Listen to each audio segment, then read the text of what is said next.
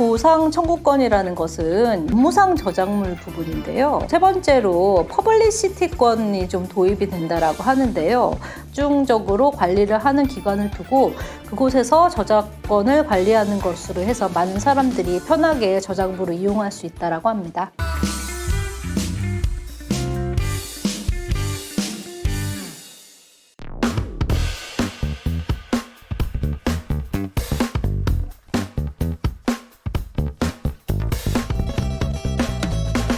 조만간 저작권법에 대해서 전면 개정이 이루어진다라고 해서 저도 이제 관심을 가지고 신문 기사도 보고 어떤 것들이 있는지 좀 찾아봤습니다.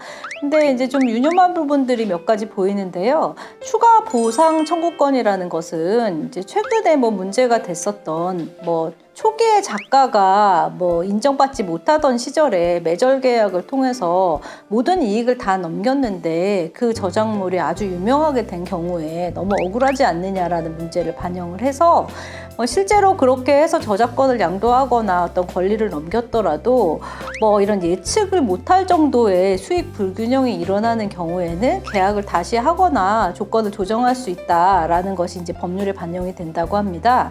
그리고 또 이제 많은 부분 이제 문의를 하시는 것 중에 하나가 업무상 저작물 부분인데요. 어떤 회사에 들어가거나 아니면 계약을 통해서 저작물을 작성을 한 경우에 실제로 그 저작물에 대한 모든 권리가 다 회사나 그 계약자 측에 있고 아무런 저작자는 권리를 갖지 못하는 경우들이 있는데 이런 업무상 저작물에 대해서도 조금 그것에 대해서 정비하는 내용이 있다라고 합니다.